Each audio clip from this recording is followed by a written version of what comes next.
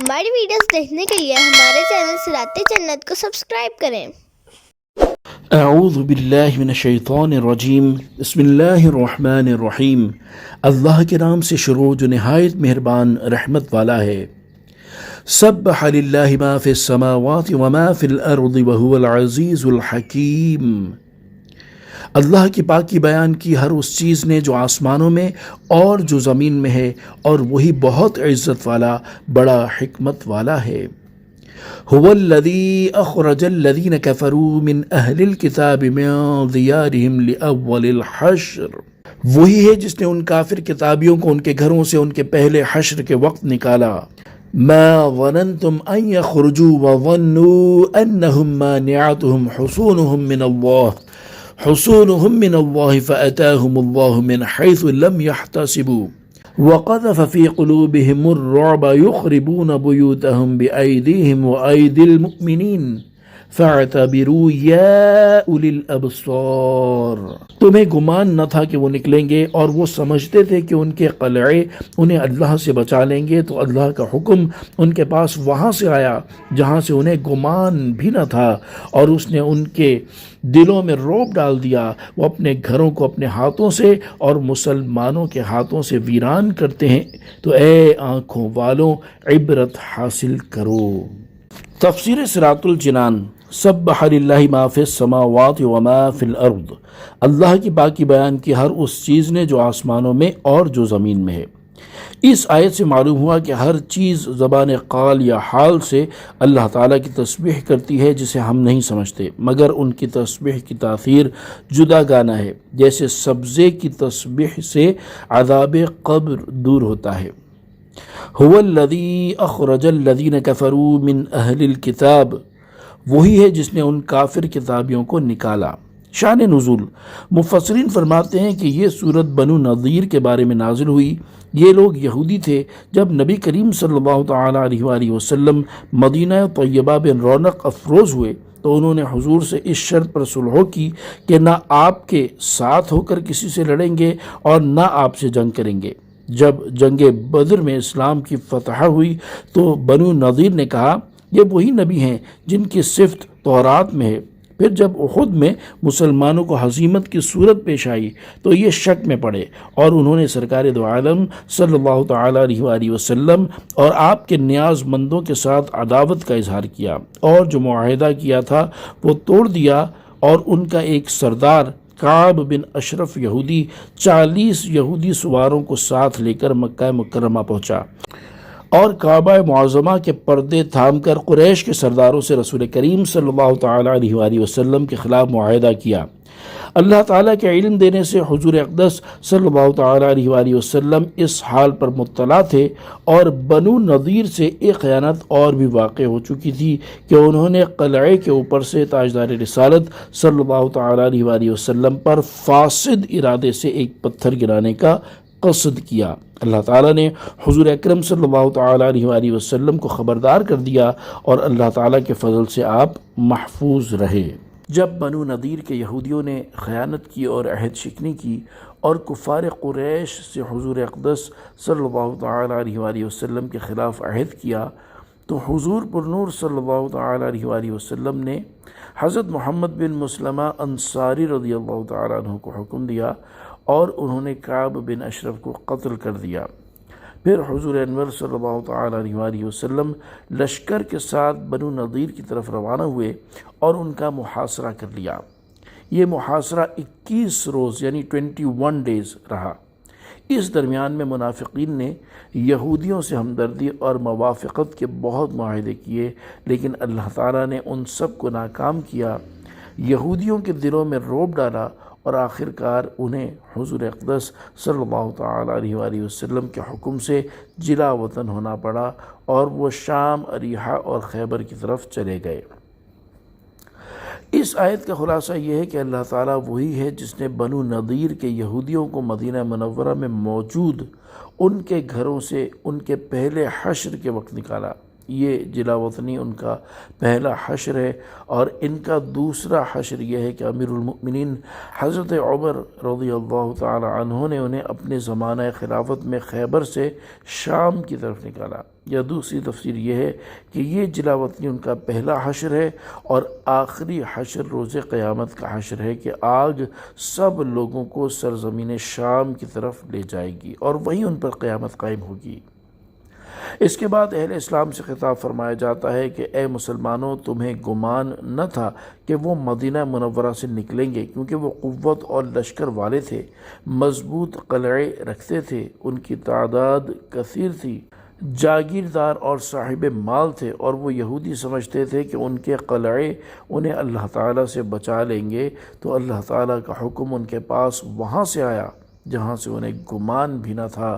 اور انہیں اس بات کا خطرہ بھی نہ تھا کہ مسلمان ان پر حملہ آور ہو سکتے ہیں۔ اللہ تعالیٰ نے ان کے سردار کعب بن اشرف کے قتل سے ان کے دلوں میں رعب ڈالا، جس کے بعد وہ اپنے گھروں کو اپنے ہاتھوں سے ویران کرتے اور انہیں ڈھاتے ہیں، تاکہ جو لکڑی وغیرہ انہیں اچھی معلوم ہو وہ جلا وطن ہوتے وقت اپنے ساتھ لے جائیں، جبکہ مسلمانوں کے ہاتھوں سے کفار کے گھر اس طور پر ویران ہوتے ہیں کہ ان کے مکانوں کے جو حصے باقی رہ جاتے تھے انہیں مسلمان گرا دیتے تھے تاکہ جنگ کے لیے میدان صاف ہو جائے۔ تو اے آنکھیں رکھنے والوں، ان یہودیوں کے طرز عمل اور ان کے انجام سے عبرت حاصل کرو اور ان جیسے افعال کرنے سے بچو۔ وَلَوْلَا أَن كَتَبَ اللَّهُ عَلَيْهِمُ الْجَلَاءَ لَعَذَّبَهُمْ فِي الدُّنْيَا وَلَهُمْ فِي الْآخِرَةِ عَذَابُ النَّارِ۔ اور اگر یہ بات نہ ہوتی کہ اللہ نے ان پر گھروں سے اجڑنا لکھ دیا تھا، تو ضرور وہ دنیا ہی میں انہیں عذاب دے دیتا، اور ان کے لیے آخرت میں آگ کا عذاب ہے۔ ذَلِكَ بِأَنَّهُمْ شَاقُّوا اللَّهَ وَرَسُولَهُ وَمَن يُشَاقِّ اللَّهَ فَإِنَّ اللَّهَ شَدِيدُ الْعِقَابِ۔ یہ سزا اس لیے ہے کہ انہوں نے اللہ اور اس کے رسول کی مخالفت کی، اور جو اللہ کی مخالفت کرے تو بے شک اللہ سخت سزا دینے والا ہے۔ تفسیر صراط الجنان۔ ان آیات کا خلاصہ یہ ہے کہ اگر یہ بات نہ ہوتی کہ اللہ تعالیٰ نے ان یہودیوں کا مال اور اولاد کے ساتھ گھروں سے جلا وطن ہونا لکھ دیا تھا، تو وہ دنیا ہی میں انہیں عذاب دے دیتا، اور بنو قریظہ کے یہودیوں کی طرح انہیں بھی قتل اور قید میں مبتلا کرتا، اور یہ لوگ خواہ جلا وطن کیے جائیں یا قتل کیے جائیں، بہرحال ان کے لیے آخرت میں آگ کا عذاب ہے، جس سے سخت کوئی عذاب نہیں۔ انہیں یہ سزا اس لیے دی گئی ہے کہ یہ لوگ اللہ تعالیٰ اور اس کے رسول صلی اللہ تعالیٰ علیہ وآلہ وسلم کی مخالفت کرتے رہے، اور قانون یہ ہے کہ جو اللہ تعالیٰ اور اس کے رسول کی مخالفت کرے تو بے شک اللہ تعالیٰ اسے سخت سزا دینے والا ہے۔ ما قطعتم من لينة أو تركتموها قائمة على أصولها فبإذن الله وليخزي الفاسقين۔ اے مسلمانوں، تم نے جو درخت کاٹے یا ان کی جڑوں پر قائم چھوڑ دیے تو یہ سب اللہ کی اجازت سے تھا، اور اس لیے تاکہ اللہ نافرمانوں کو رسوا کرے۔ تفسیر صراط الجنان۔ شان نزول۔ جب بنو نضیر اپنے قلعوں میں پناہ گزین ہوئے تو سرکار دو عالم صلی اللہ تعالیٰ علیہ وآلہ وسلم نے ان کے درخت کاٹ ڈالنے اور انہیں جلا دینے کا حکم دیا۔ اس پر وہ دشمنان خدا بہت گھبرائے اور رنجیدہ ہوئے اور کہنے لگے کہ کیا تمہاری کتاب میں اس کا حکم ہے؟ یہ سن کر مسلمان اس بارے میں مختلف ہو گئے، اور بعض نے کہا درخت نہ کاٹو، یہ غنیمت ہے جو اللہ تعالیٰ نے ہمیں عطا فرمائی۔ بعض نے کہا اس سے کفار کو رسوا کرنا اور انہیں غیظ میں ڈالنا منظور ہے۔ اس پر یہ آیت نازل ہوئی اور اس میں بتایا گیا کہ مسلمانوں میں جو درخت کاٹنے والے ہیں ان کا عمل بھی درست ہے، اور جو کاٹنا نہیں چاہتے وہ بھی ٹھیک کہتے ہیں، کیونکہ درختوں کو کاٹنا اور باقی چھوڑ دینا یہ دونوں اللہ تعالیٰ کی اجازت سے تھے، اور اجازت دینا اس لیے تھا کہ اس کے ذریعے اللہ تعالیٰ یہودیوں کو ذلیل کرے۔ اس آیت سے دو مسئلے معلوم ہیں۔ نمبر ایک، قرآن کے علاوہ بھی اللہ تعالیٰ کی طرف سے نبی کریم صلی اللہ تعالیٰ علیہ وآلہ وسلم کی طرف وحی بھیجی جاتی تھی، کیونکہ آیت میں بیان کردہ درختوں کو کاٹنے کا اذن الہی قرآن میں کہیں مذکور نہیں، تو یہ اجازت قرآن کے علاوہ وحی میں ہی دی گئی تھی۔ نمبر دو، جہاد میں کفار کو مغموم کرنے کے لیے ان کا مال برباد کرنا جائز ہے۔ وما أفاء الله على رسوله فمنهم فما أوجفتم عليه من خيل ولا ركاب ولكن الله يسلط رسله على من يشاء والله على كل شيء قدير۔ اور اللہ نے اپنے رسول کو ان سے جو غنیمت دلائی تو تم نے اس پر نہ اپنے گھوڑے دوڑائے تھے اور نہ اونٹ۔ ہاں، اللہ اپنے رسولوں کو جس پر چاہتا ہے غلبہ دے دیتا ہے، اور اللہ ہر شے پر خوب قادر ہے۔ تفسیر صراط الجنان۔ بنو نضیر کے یہودیوں کو دی جانے والی سزا بیان کرنے کے بعد اب یہاں سے ان اموال کا حکم بیان کیا جا رہا ہے جو ان سے حاصل ہوئے۔ چنانچہ اس آیت کا خلاصہ یہ ہے کہ اللہ تعالیٰ نے اپنے رسول صلی اللہ تعالیٰ علیہ وآلہ وسلم کو بنو نضیر کے یہودیوں سے جو غنیمت دلائی تو تم نے ان پر نہ اپنے گھوڑے دوڑائے تھے اور نہ اونٹ، یعنی اس کے لیے تمہیں کوئی مشقت اور کوفت نہیں اٹھانی پڑی۔ صرف 2 میل کا فاصلہ تھا، سب لوگ پیدل چلے گئے اور صرف رسول کریم صلی اللہ تعالیٰ علیہ وآلہ وسلم سوار ہوئے۔ ہاں، اللہ تعالیٰ اپنے رسولوں علیہم السلام کو جس دشمن پر چاہتا ہے غلبہ دے دیتا ہے، اور اللہ ہر شے پر قادر ہے۔ مراد یہ ہے کہ بنو نضیر سے جو مال غنیمت حاصل ہوئے ان کے لیے مسلمانوں کو جنگ نہیں کرنی پڑی، بلکہ اللہ تعالیٰ نے اپنے رسول صلی اللہ تعالیٰ علیہ وآلہ وسلم کو ان پر مسلط کر دیا، تو یہ مال حضور اکرم صلی اللہ تعالیٰ علیہ وآلہ وسلم کی مرضی پر موقوف ہے، وہ جہاں چاہیں خرچ کریں۔ رسول کریم صلی اللہ تعالیٰ علیہ وآلہ وسلم نے یہ مال مہاجرین پر خرچ کر دیا اور انصار میں سے صرف 3 صاحب حاجت لوگوں کو دیا، اور وہ 3 حضرت ابو دجانہ، حضرت سہل بن حنیف اور حضرت حارث رضی اللہ تعالیٰ عنہم ہیں۔ ما أفاء الله على رسوله من أهل القرى فلله وللرسول ولذي القربى واليتامى والمساكين وابن السبيل كي لا يكون دولة بين الأغنياء منكم وما آتاكم الرسول فخذوه وما نهاكم عنه فانتهوا واتقوا الله إن الله شديد العقاب۔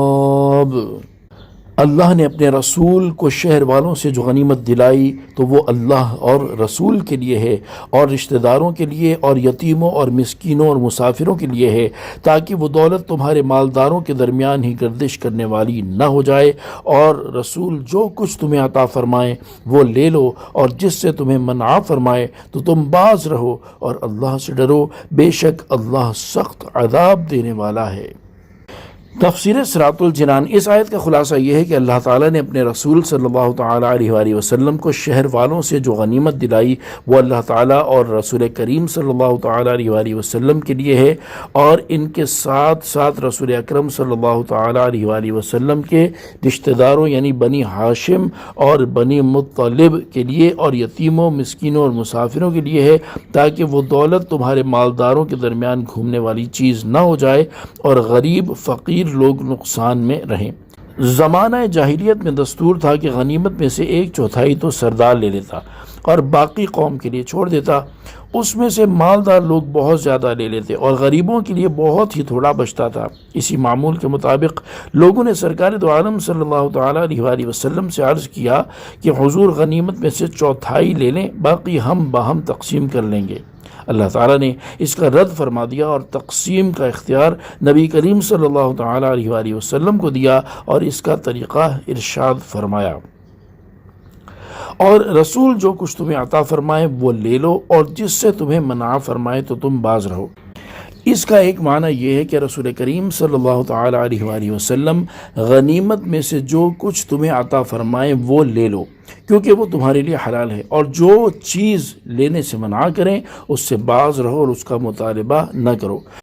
دوسرا معنی یہ ہے کہ رسول کریم صلی اللہ تعالی علیہ وآلہ وسلم تمہیں جو حکم دیں اس کی اتباع کرو، کیونکہ ہر حکم میں نبی کریم صلی اللہ تعالی علیہ وآلہ وسلم کی اطاعت واجب ہے، اور جس سے منع فرمائے اس سے باز رہو۔ مزید فرمایا کہ اللہ تعالیٰ سے ڈرو، نبی کریم صلی اللہ تعالی علیہ وآلہ وسلم کی مخالفت نہ کرو اور ان کے حکم کی تعمیل میں سستی نہ کرو، بے شک اللہ تعالیٰ اسے سخت عذاب دینے والا ہے جو رسول کریم صلی اللہ تعالی علیہ وآلہ وسلم کی نافرمانی کرے۔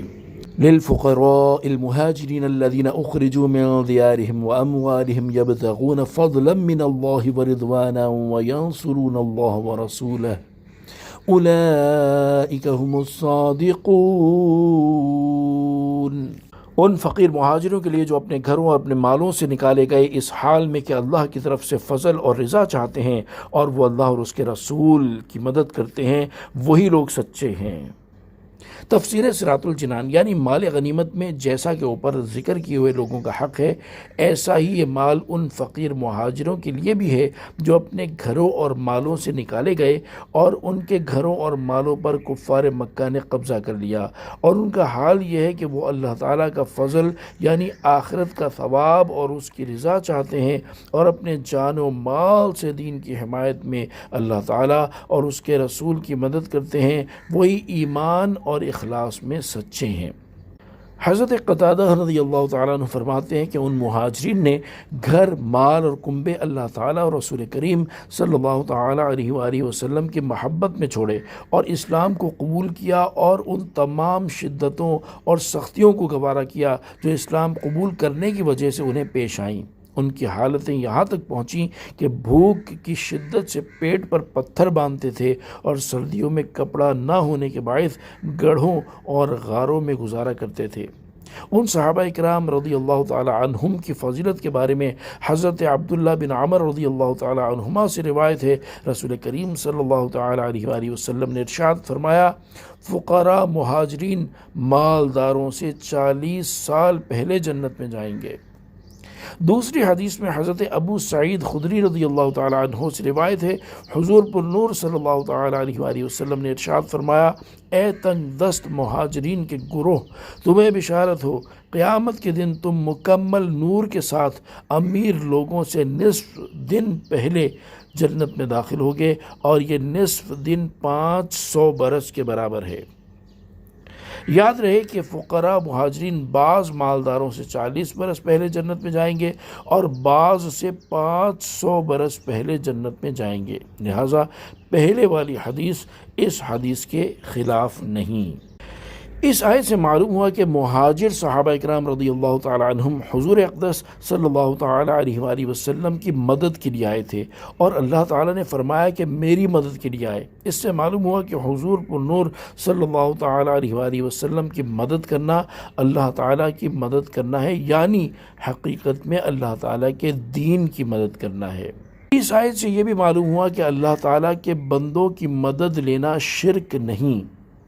اس سے یہ بھی معلوم ہوا کہ خلفائے راشدین رضی اللہ تعالی عنہم کی خلافت برحق ہے، کیونکہ ان خلافتوں کو سارے مہاجرین و انصار رضی اللہ تعالی عنہم نے حق کہا، اور وہ سب سچے ہیں۔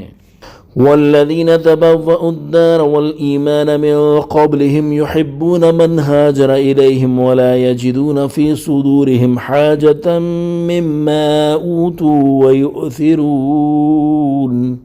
ويؤثرون على أنفسهم ولو كان بهم خصاصة ومن يوق شح نفسه فأولئك هم المفلحون۔ اور وہ جنہوں نے ان مہاجرین سے پہلے اس شہر کو اور ایمان کو ٹھکانہ بنا لیا، وہ اپنی طرف ہجرت کرنے والوں سے محبت کرتے ہیں، اور وہ اپنے دلوں میں اس کے متعلق کوئی حسد نہیں پاتے جو ان کو دیا گیا، اور وہ اپنی جانوں پر ترجیح دیتے ہیں اگرچہ انہیں خود حاجت ہو، اور جو اپنے نفس کے لالچ سے بچا لیا گیا تو وہی لوگ کامیاب ہیں۔ تفسیر صراط الجنان۔ اس آیت میں انصار صحابہ اکرام رضی اللہ تعالی عنہم کی انتہائی مدح و ثنا کی گئی ہے۔ چنانچہ اس آیت کا خلاصہ یہ ہے کہ جنہوں نے مہاجرین سے پہلے یا ان کی ہجرت سے پہلے بلکہ نبی کریم صلی اللہ تعالیٰ علیہ وآلہ وسلم کی تشریف آوری سے پہلے اس شہر مدینہ کو اپنا وطن اور ایمان کو اپنا ٹھکانہ بنا لیا، اسلام لائے اور حضور اقدس صلی اللہ تعالیٰ علیہ وآلہ وسلم کی تشریف آوری سے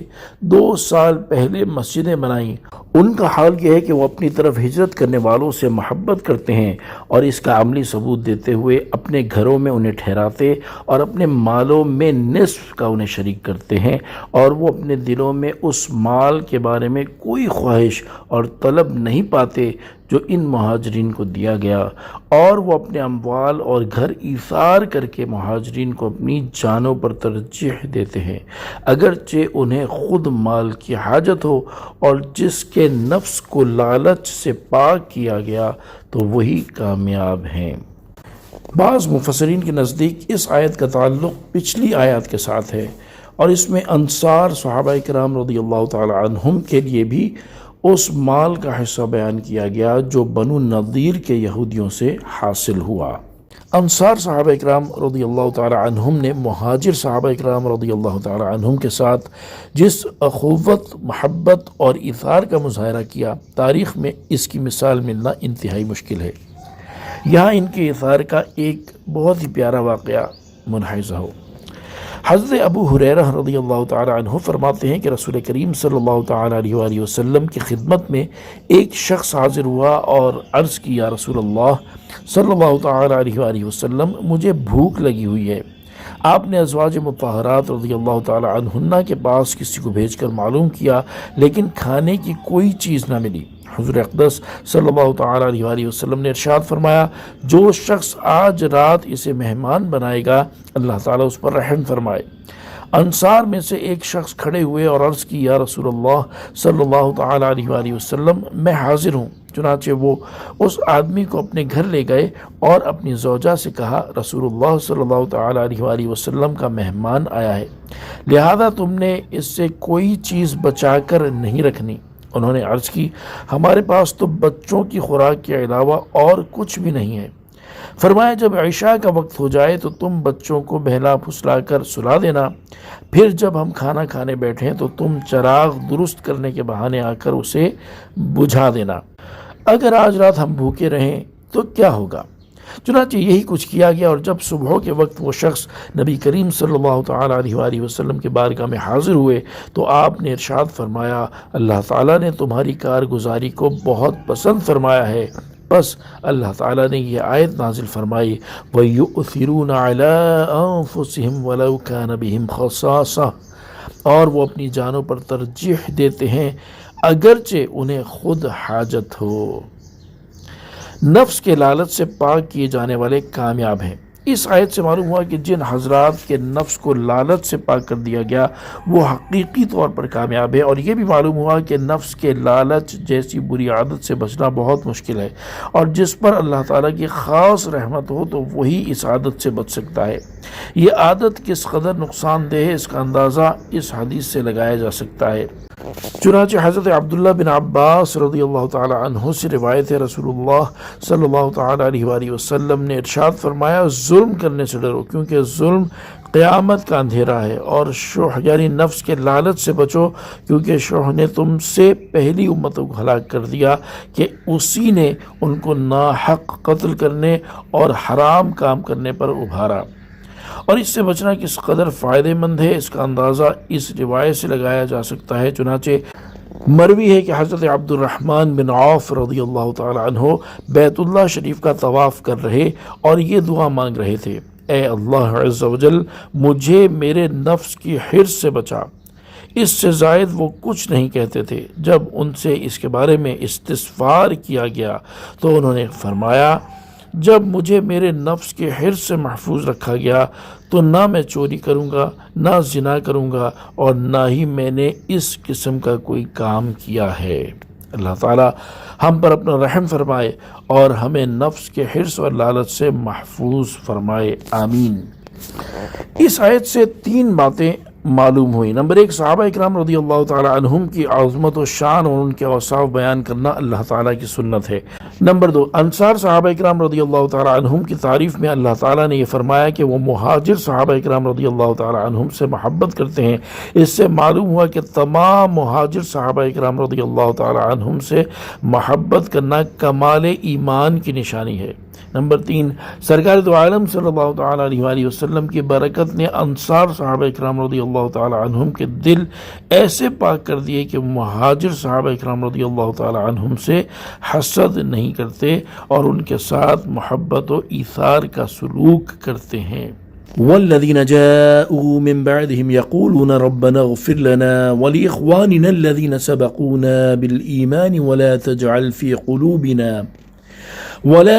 في قلوبنا غلا للذين آمنوا ربنا إنك رؤوف رحيم۔ اور ان کے بعد آنے والے عرض کرتے ہیں، اے ہمارے رب، ہمیں اور ہمارے ان بھائیوں کو بخش دے جو ہم سے پہلے ایمان لائے، اور ہمارے دل میں ایمان والوں کے لیے کوئی کینہ نہ رکھ۔ اے ہمارے رب، بے شک تو نہایت مہربان، بہت رحمت والا ہے۔ تفسیر صراط الجنان، یعنی مہاجرین اور انصار کے بعد آنے والے عرض کرتے ہیں، اے ہمارے رب، ہمیں اور ہمارے ان بھائیوں کو بخش دے جو ہم سے پہلے ایمان لائے، اور ہمارے دل میں ایمان والوں کے لیے کوئی کینہ نہ رکھ۔ اے ہمارے رب، بے شک تو نہایت مہربان رحمت والا ہے، اور تو اپنی مہربانی اور رحم کے صدقے ہماری اس دعا کو قبول فرما۔ یاد رہے کہ مہاجرین و انصار کے بعد آنے والوں میں قیامت تک پیدا ہونے والے تمام مسلمان داخل ہیں، اور ان سے پہلے ایمان لانے والوں میں تمام صحابہ اکرام رضی اللہ تعالی عنہم داخل ہیں۔ اس سے معلوم ہوا کہ صحابہ اکرام رضی اللہ تعالی عنہم کے بارے میں دل میں کینہ نہ رکھنا ایمان کی علامت، اور ان کے بارے میں بغض سے بچنے کی دعا کرنا مسلمانوں کا طریقہ ہے۔ صدر الافاضل مفتی نعیم الدین مراد آبادی رحمۃ اللہ تعالی علیہ فرماتے ہیں، جس کے دل میں کسی صحابی کی طرف سے بغض یا کدورت ہو اور وہ ان کے لیے دعائے رحمت و استغفار نہ کرے، وہ مومنین کی اقسام سے خارج ہے، کیونکہ یہاں مومنین کی 3 قسمیں فرمائی گئیں: مہاجرین، انصار اور ان کے بعد والے جو ان کے تابع ہوں، اور ان کی طرف سے دل میں کوئی کدورت نہ رکھیں اور ان کے لیے دعائے مغفرت کریں۔ تو جو صحابہ سے کدورت رکھے، رافضی ہو یا خارجی، وہ مسلمانوں کی ان تینوں قسموں سے خارج ہے۔ صحابہ کرام رضی اللہ تعالی عنہم وہ مبارک ہستیاں ہیں جنہیں اللہ تعالیٰ نے اپنے پیارے حبیب صلی اللہ تعالی علیہ وآلہ وسلم کی صحبت اختیار کرنے کے لیے منتخب فرمایا، اور ان کی عظمت و شان کو قرآن مجید میں بیان فرمایا۔ لیکن افسوس، کچھ لوگ خود کو مسلمان بھی کہتے ہیں اور ان کے سینے صحابہ اکرام رضی اللہ تعالی عنہم کے بغض سے بھرے ہوئے ہیں۔ انہیں صحابہ اکرام رضی اللہ تعالی عنہم کے لیے استغفار کرنے کا حکم دیا گیا، لیکن یہ انہیں گالیاں دیتے ہیں، جیسا کہ ام المؤمنین حضرت عائشہ صدیقہ رضی اللہ تعالی عنہا نے فرمایا، لوگوں کو حکم تو یہ دیا گیا کہ صحابہ اکرام رضی اللہ تعالی عنہم کے لیے استغفار کریں، اور کرتے یہ ہیں کہ انہیں گالیاں دیتے ہیں۔ ایسے لوگوں کو اس حدیث پاک سے عبرت حاصل کرنی چاہیے۔ چنانچہ حضرت عبداللہ بن مغفل رضی اللہ تعالی عنہ سے روایت ہے، رسول کریم صلی اللہ تعالی علیہ وآلہ وسلم نے ارشاد فرمایا، میرے صحابہ رضی اللہ تعالی عنہم کے متعلق اللہ سے ڈرو، اللہ سے ڈرو۔ میرے صحابہ رضی اللہ تعالی عنہم کے بارے میں اللہ سے ڈرو، اللہ سے ڈرو۔ میرے بعد انہیں نشانہ نہ بناؤ، کیونکہ جس نے ان سے محبت کی تو میری محبت کی وجہ سے ان سے محبت کی، اور جس نے ان سے بغض رکھا تو میرے بغض کی وجہ سے ان سے بغض رکھا، اور جس نے انہیں ستایا اس نے مجھے ستایا، اور جس نے مجھے ستایا اس نے اللہ کو ایذا دی، اور جس نے اللہ کو ایذا دی تو قریب ہے کہ اللہ اسے پکڑے۔ اللہ تعالیٰ ایسے لوگوں کو ہدایت اور عقل سلیم عطا فرمائے، اور ان کے دلوں کو صحابہ اکرام رضی اللہ تعالی عنہم کی عظمت و شان سے معمور فرمائے۔ آیت پاک میں مذکور دعا سے یہ بھی معلوم ہوا کہ ہمیں اپنے دل میں کسی بھی مسلمان کے بارے میں بغض اور کینہ نہیں رکھنا چاہیے۔ یہاں اسی سے متعلق ایک حدیث پاک ملاحظہ ہو، چنانچہ حضرت انس رضی اللہ تعالی عنہ فرماتے ہیں، ایک بار ہم سرکار دو عالم صلی اللہ تعالی علیہ وآلہ وسلم کی بارگاہ میں حاضر تھے، تو آپ صلی اللہ تعالی علیہ وآلہ وسلم نے ارشاد فرمایا، ابھی اہل جنت میں سے ایک آدمی تمہارے سامنے آئے گا تو انصار میں سے ایک شخص آیا جس کی داڑھی سے وضو کا پانی ٹپک رہا تھا اور وہ بائیں ہاتھ میں اپنا جوتا لٹکائے ہوا تھا۔ پھر جب دوسرا دن ہوا تو رسول اللہ صلی اللہ تعالیٰ علیہ وآلہ وسلم نے فرمایا ابھی تمہارے سامنے اہل جنت میں سے ایک آدمی آئے گا۔ چنانچہ وہی آدمی اپنی پہلے دن والی کیفیت کے مطابق آیا۔ پھر جب تیسرا دن آیا تو حضور اقدس صلی اللہ تعالیٰ علیہ وآلہ وسلم نے پھر اسی طرح ارشاد فرمایا اور پھر وہی آدمی آیا۔ جب رسول کریم صلی اللہ تعالیٰ علیہ وآلہ وسلم تشریف لے گئے تو حضرت عبداللہ بن عمر بن عاص رضی اللہ تعالیٰ عنہما اس آدمی کے پیچھے گئے اور فرمایا میرا اپنے والد سے جھگڑا ہو گیا ہے اور میں نے یہ قسم کھائی ہے کہ میں 3 راتیں ان کے پاس نہیں جاؤں گا، لہذا اگر آپ مناسب خیال کریں تو میری قسم کا وقت ختم ہونے تک مجھے اپنے پاس رہنے کی اجازت دے دیں۔ اس نے کہا ٹھیک ہے۔ حضرت انس رضی اللہ تعالیٰ عنہ فرماتے ہیں حضرت عبداللہ بن عمر بن عاص رضی اللہ تعالیٰ عنہما نے بتایا کہ انہوں نے 3 راتیں اس کے ساتھ گزاری۔ اس دوران انہوں نے رات میں کسی بھی وقت اس آدمی کو اٹھتے نہیں دیکھا، البتہ اس کا حال یہ تھا کہ جب وہ اپنے بستر پر کروٹ بدلتا تو اللہ تعالیٰ کا ذکر کرتا اور اس کی عظمت و کبریائی بیان کرتا، یہاں تک کہ وہ صبح کی نماز کے لیے اٹھا اور خوب اچھی طرح وضو کیا اور میں نے اسے کلمہ خیر کہنے کے علاوہ کچھ کہتے نہیں سنا۔ جب 3 راتیں گزر گئیں اور قریب تھا کہ میں اس کے عمل کو کم گمان کرتا تو میں نے کہا اے اللہ کے بندے، بے شک میرے اور میرے والد کے درمیان کوئی جھگڑا اور ناراضی نہیں ہے اور نہ ہی کوئی فراق و جدائی ہے۔ اصل بات یہ ہے کہ میں نے رسول اللہ صلی اللہ تعالیٰ علیہ وآلہ وسلم کو تمہارے بارے میں 3 مجالس میں 3 بار یہ فرماتے سنا کہ ابھی تمہارے سامنے اہل جنت میں سے ایک آدمی داخل ہوگا اور تینوں بار تم ہی آئے۔ چنانچہ میں نے ارادہ کیا کہ تمہارے پاس ٹھہر کر تمہارے عمل کو دیکھوں۔ میں نے تمہیں کوئی بڑا عمل کرتے نہیں پایا، تو وہ کون سا عمل ہے جس کی وجہ سے تم نے رسول کریم صلی اللہ تعالیٰ علیہ وآلہ وسلم کے زبان اقدس سے یہ فضیلت پائی؟ اس نے کہا میرا عمل وہی ہے جو آپ نے دیکھا۔ یہ بات سن کر میں واپس جانے کے لیے پلٹا تو اس نے مجھے بلایا اور کہا عمل تو وہی ہے جو آپ نے دیکھ لیا ہے، البتہ میں اپنے دل میں کبھی مسلمان کے بارے میں کوئی کینہ نہیں رکھتا اور جو خیر و برکت اللہ تعالیٰ نے اسے عطا فرمائی ہے اس پر کبھی حسد نہیں کرتا۔ یہ سن کر حضرت عبداللہ بن عمر رضی اللہ تعالیٰ عنہما نے اس سے فرمایا یہی وہ عمل ہے جس نے تجھے جنت میں پہنچا دیا ہے اور یہی وہ عمل ہے جس کی ہم طاقت اور استطاعت نہیں رکھتے۔ اللہ تعالیٰ ہمیں بھی اپنے مسلمان بھائیوں کے ساتھ بغض اور کینہ رکھنے سے محفوظ فرمائے۔ اس آیت سے مزید 3 باتیں معلوم ہوئی۔ نمبر 1، ہر مسلمان کو چاہیے کہ صرف اپنے لیے دعا نہ کرے بلکہ اپنے بزرگوں کے لیے بھی دعا کیا کرے۔ نمبر 2، بزرگان دین خصوصاً صحابہ اکرام اور اہل بیت رضی اللہ تعالی عنہم کے عرس، ختم، نیاز اور فاتحہ اعلیٰ چیزیں ہیں کہ ان میں ان بزرگوں کے لیے دعا ہے۔ نمبر 3، مومن کی پہچان یہ ہے کہ تمام صحابہ اکرام اور اہل بیت رضی اللہ تعالی عنہم سے اچھی عقیدت رکھے اور ان کے لیے دعائے مغفرت کرے۔ ألم تر إلى الذين نافقوا يقولون لإخوانهم الذين كفروا من أهل الكتاب لئن أخرجتم لنخرجن معكم ولا نطيع فيكم أحدا أبدا وإن قتلتم لننصرنكم والله يشهد إنهم لكاذبون۔ کیا تم نے منافقوں کو نہ دیکھا کہ اپنے اہل کتاب کافر بھائیوں سے کہتے ہیں کہ قسم ہے اگر تم نکالے گئے تو ضرور ہم تمہارے ساتھ نکلیں گے اور ہرگز تمہارے بارے میں کسی کا کہنا نہ مانیں گے، اور اگر تم سے لڑائی کی گئی تو ہم ضرور تمہاری مدد کریں گے، اور اللہ گواہی دیتا ہے کہ یقیناً وہ ضرور جھوٹے ہیں۔ تفسیر صراط الجنان۔ آیت کا خلاصہ یہ ہے کہ اے حبیب صلی اللہ تعالیٰ علیہ وآلہ وسلم، کیا آپ نے عبداللہ بن ابی منافق اور اس کے ساتھیوں کو نہ دیکھا کہ اپنے اہل کتاب کافر بھائیوں بنو قریظہ اور بنو نذیر سے کہتے ہیں کہ اگر تم مدینہ منورہ سے نکالے گئے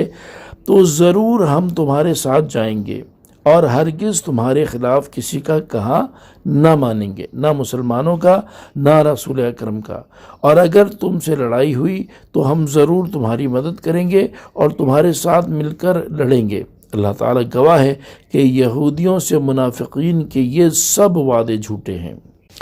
اس آیت سے 4 باتیں معلوم ہوئی۔ نمبر 1، منافق کفار کے بھائی ہیں، مومنوں کے بھائی نہیں،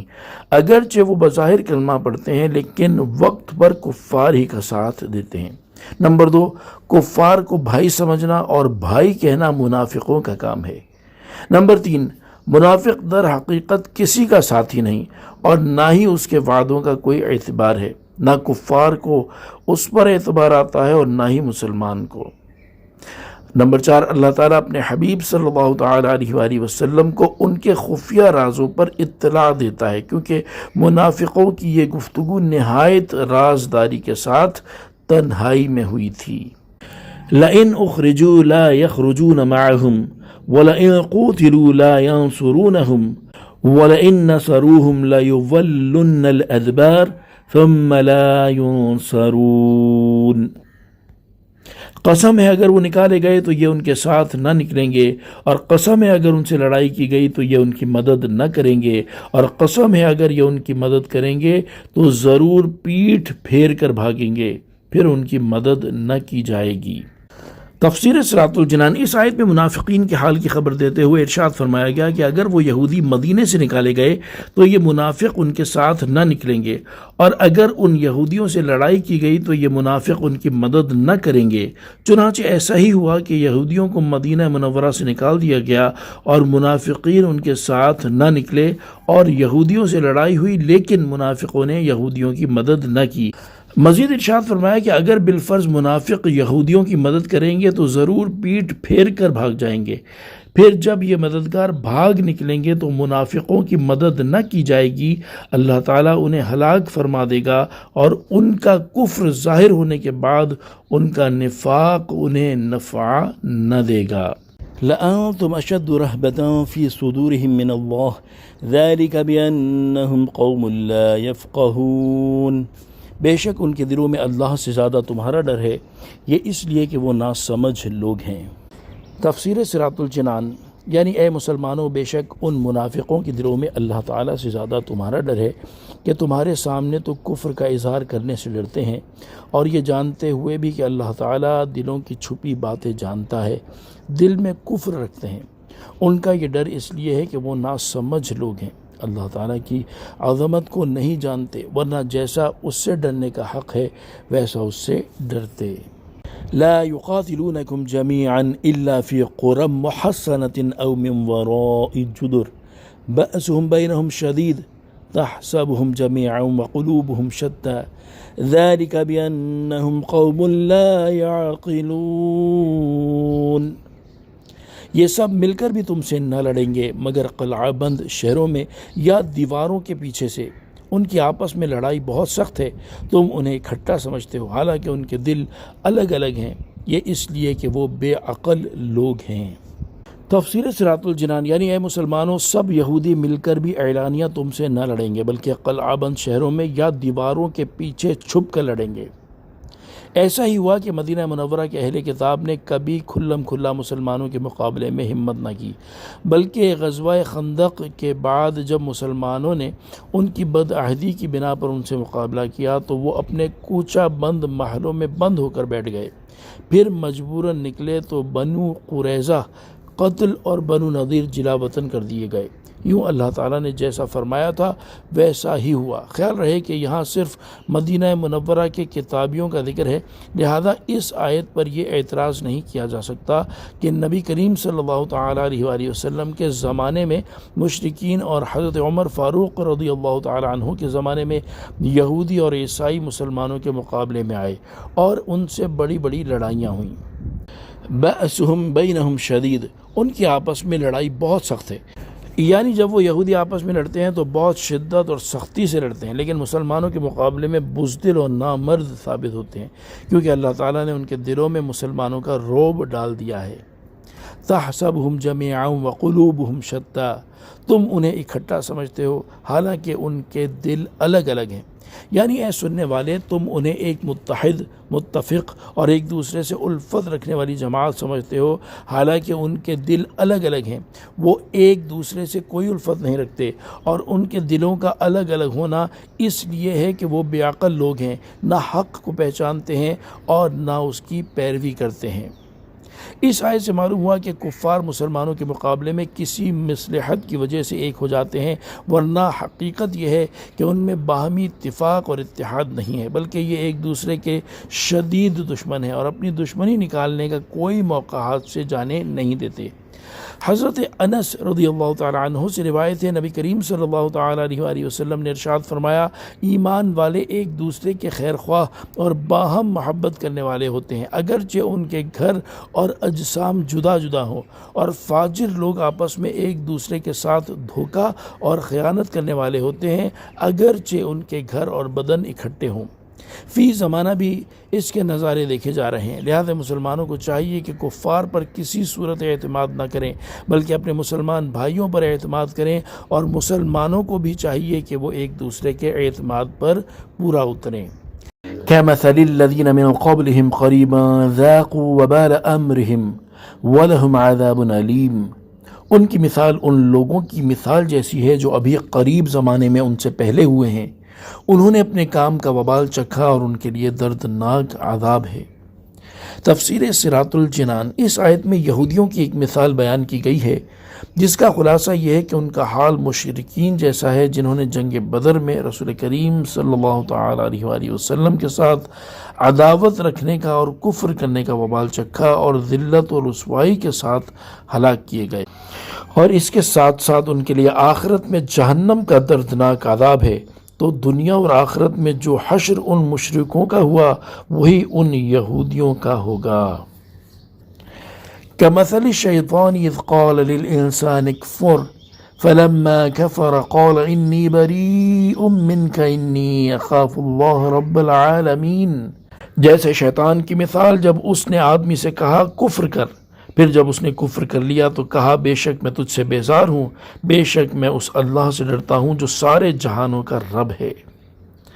تفسیر صراط الجنان، اس آیت میں منافقوں اور یہودیوں کی ایک مثال بیان کی جا رہی ہے، جس کا خلاصہ یہ ہے کہ منافقوں کا بنو نضیر کے یہودیوں کے ساتھ سلوک ایسا ہے جیسے شیطان کی مثال کہ اس نے اپنے مکر و فریب سے آدمی کو کفر کرنے کا کہا، اور جب اس نے کفر کر لیا تو اس سے براءت کا اظہار کرتے ہوئے کہہ دیا کہ میں تجھ سے بیزار ہوں، اور بے شک میں اس اللہ تعالیٰ کے عذاب سے ڈرتا ہوں جو سارے جہان کا رب ہے۔ ایسے ہی منافقوں نے بنو نضیر کے یہودیوں کو مسلمانوں کے خلاف ابھارا، جنگ پر آمادہ کیا، ان سے مدد کے وعدے کیے، اور جب ان کے کہنے سے یہودیوں نے مسلمانوں سے جنگ کی تو منافق اپنے گھروں میں بیٹھے رہے اور یہودیوں کا ساتھ نہ دیا۔ یاد رہے کہ انسانوں کو کفر، گمراہی اور گناہ میں مبتلا کرنے کے لیے شیطان مختلف راستے اختیار کرتا ہے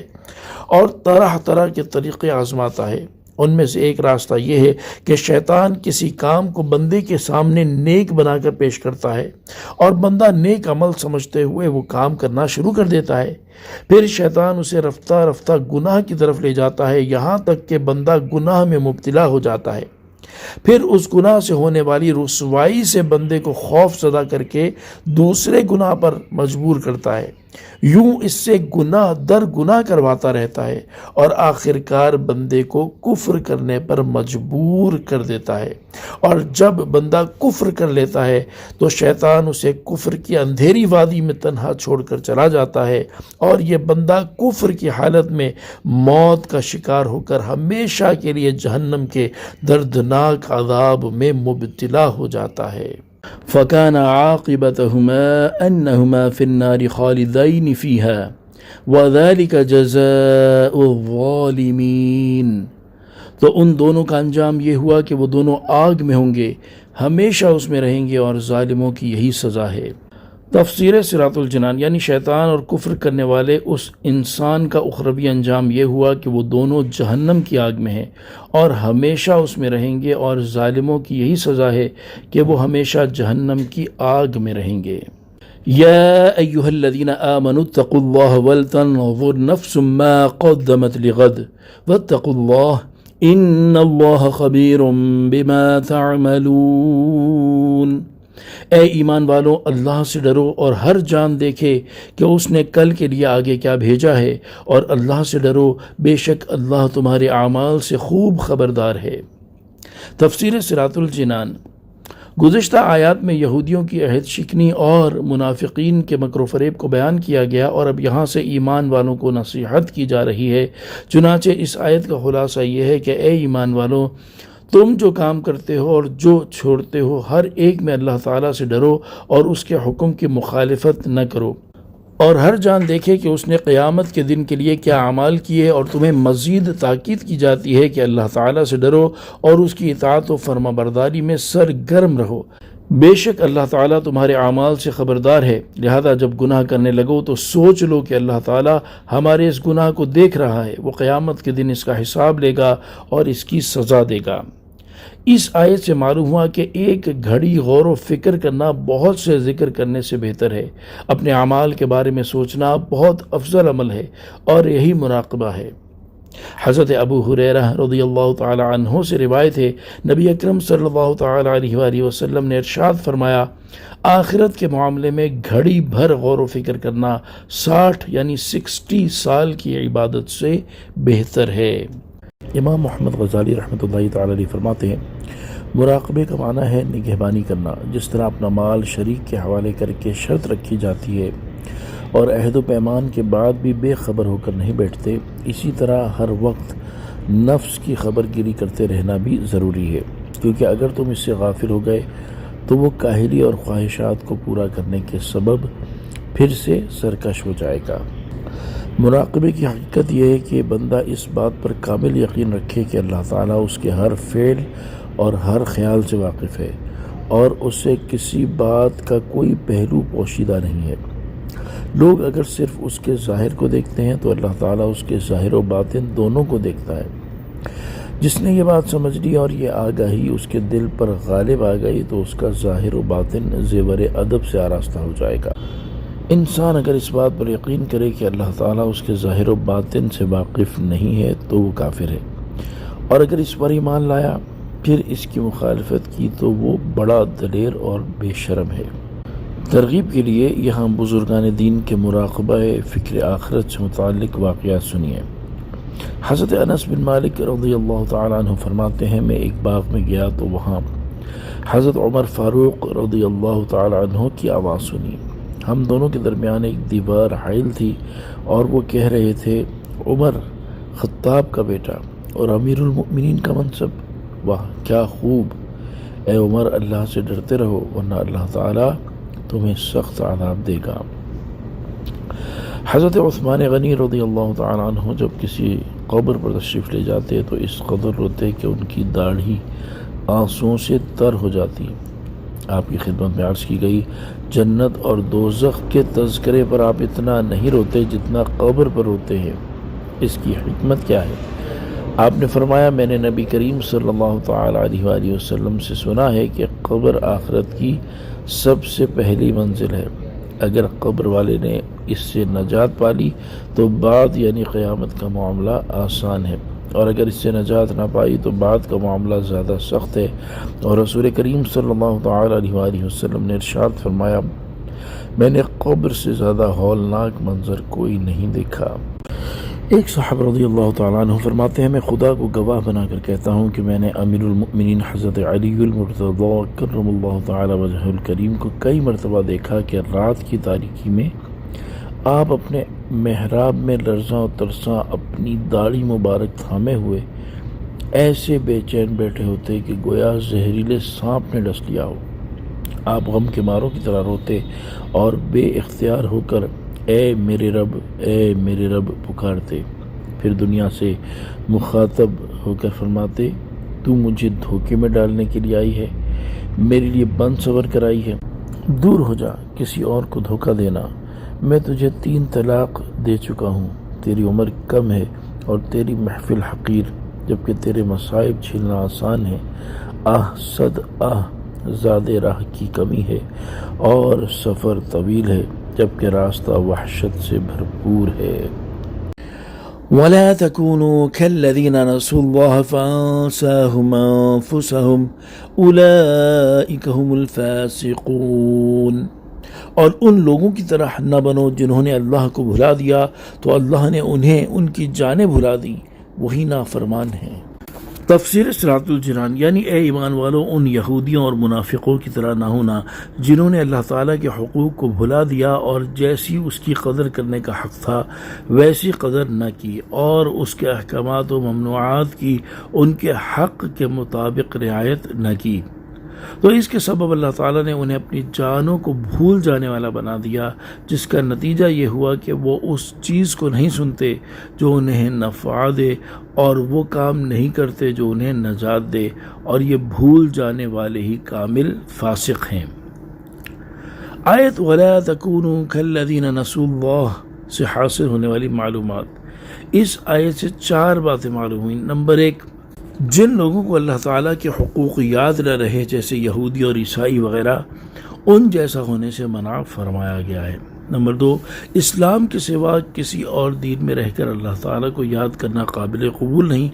کیونکہ وہ کفار اپنے عقیدے کے مطابق اللہ تعالیٰ کو یاد کرتے تھے، لیکن ارشاد فرمایا کہ انہوں نے اللہ تعالیٰ کو بھلا دیا۔ نمبر 3، اللہ تعالیٰ سے غافل ہونے کا اثر یہ ہوتا ہے کہ بندے کو اس بات کی کبھی فکر نہیں ہوتی کہ وہ دنیا میں کیوں آیا اور اسے کیا لے کر جانا ہے۔ نمبر 4، آخرت کی فکر نہ ہونا اللہ تعالیٰ کا عذاب ہے۔ لا يستوي اصحاب النار واصحاب الجنہ اصحاب الجنۃ هم الفائزون، دوزخ والے اور جنت والے برابر نہیں، جنت والے ہی کامیاب ہیں۔ تفسیر صراط الجنان، یعنی جہنم والے جن کے لیے دائمی عذاب ہے، اور جنت والے جن کے لیے ہمیشہ کا عیش اور سرمدی راحت ہے، یہ دونوں برابر نہیں، بلکہ جنت والے ہی کامیاب ہیں کہ انہوں نے اپنی زندگی اللہ تعالیٰ کی رضا میں گزاری اور آخرت میں اس کی نعمتوں کے مستحق ہوئے، جبکہ کفار دونوں جگہ نقصان میں رہے۔ لو انزلنا هذا القرآن على جبل لرأيته خاشعا متصدعا من خشية الله وتلك الأمثال نضربها للناس لعلهم يتفكرون، اگر ہم یہ قرآن کسی پہاڑ پر اتارتے تو ضرور تم اسے جھکا ہوا اللہ کے خوف سے پاش پاش دیکھتے، اور ہم یہ مثالیں لوگوں کے لیے بیان فرماتے ہیں تاکہ وہ سوچیں۔ تفسیر صراط الجنان، یعنی قرآن مجید کی عظمت و شان ایسی ہے کہ اگر ہم اسے کسی پہاڑ پر اتارتے اور اس کو انسان کسی تمیز عطا کرتے تو انتہائی سخت اور مضبوط ہونے کے باوجود تم اسے ضرور جھکا ہوا اور اللہ تعالیٰ کے خوف سے پاش پاش دیکھتے۔ ہم یہ اور اس جیسی دیگر مثالیں لوگوں کے لیے بیان فرماتے ہیں تاکہ وہ سوچیں اور خیال کریں کہ جب ہم اشرف المخلوقات ہیں تو چاہیے کہ ہمارے اعمال بھی اشرف و اعلیٰ ہوں۔ نوٹ، یاد رہے کہ یہاں آیت میں قرآن سے مراد اللہ تعالیٰ کا کلام ہے، اور اتارنے سے مراد اس کلام کو اس کی عظمت کے ظہور کے ساتھ اتارنا مراد ہے۔ یعنی اگر ہم قرآن مجید کو اس کی عظمت ظاہر کرتے ہوئے پہاڑ پر اتار دیتے تو وہ اس کی تاب نہ لاتا اور پھٹ جاتا۔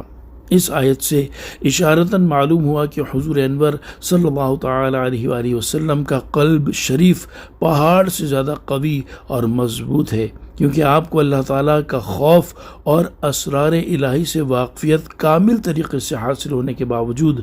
آپ اپنے مقام پر قائم ہیں۔ هو اللہ الذی لا الہ الا ہو عالم الغیب والشہادۃ هو الرحمن الرحیم، وہی اللہ ہے جس کے سوا کوئی معبود نہیں، ہر غیب اور ظاہر کا جاننے والا ہے، وہی نہایت مہربان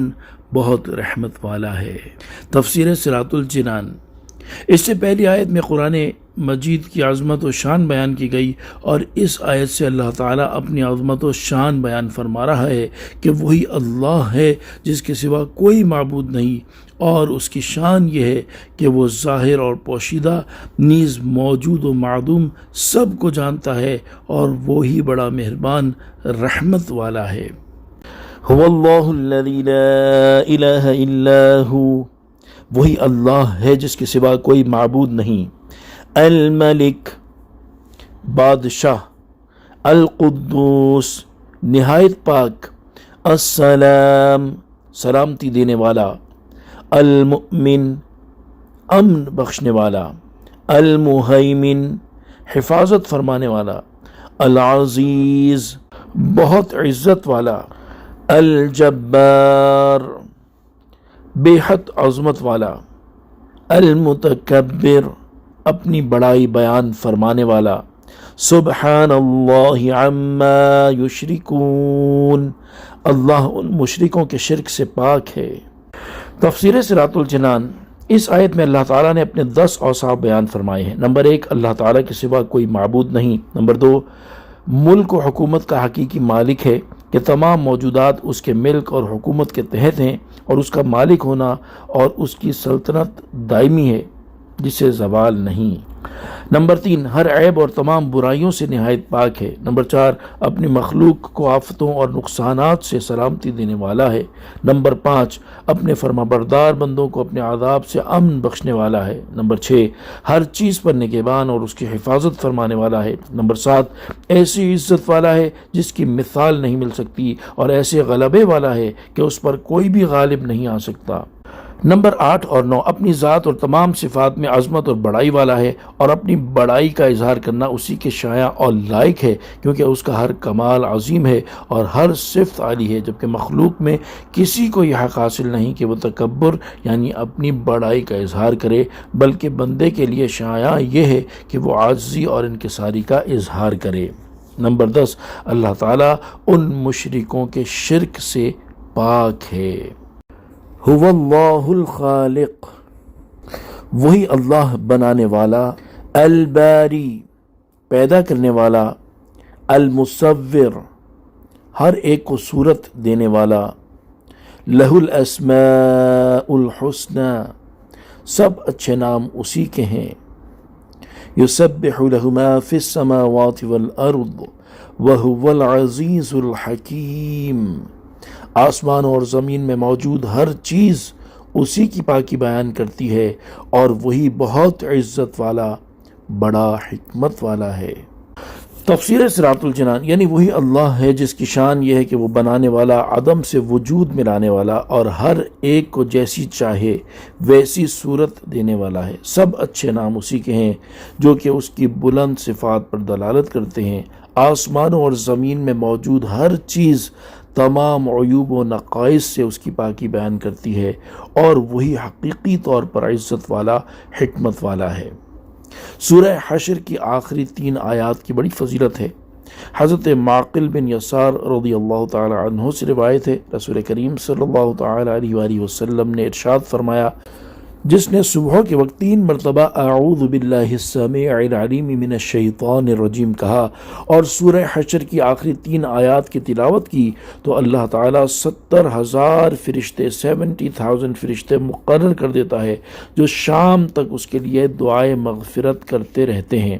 اور اگر اسی دن انتقال کر جائے تو شہید کی موت مرے گا، اور جو شخص شام کے وقت اسے پڑھے تو اس کا بھی یہی مرتبہ ہے.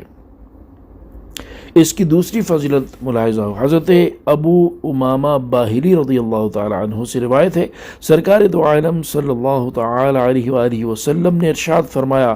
جس شخص نے رات یا دن میں سورہ حشر کی آخری 3 آیتیں پڑھیں اور اسی رات یا دن میں اس کا انتقال ہو گیا تو اس نے جنت کو واجب کر لیا. اللہ تبارک و تعالیٰ کی بارگاہ میں دعا ہے، اللہ تبارک و تعالیٰ اس سورہ مبارکہ جو آج ہم نے الحمدللہ ترجمہ اور تفسیر کے ساتھ مکمل کی، سورہ حشر، اس سورہ مبارکہ کی خوب خوب برکتیں ہم سب کو عطا فرمائے، اور اس کی برکت سے ہمیں دین و دنیا کی بھلائیاں اور کامیابیاں نصیب فرمائے. آمین بجاہ النبی الامین صلی اللہ تعالی علیہ وآلہ وسلم. صلو علی الحبیب صلی اللہ تعالی علی محمد صلی اللہ تعالی علیہ وآلہ وسلم.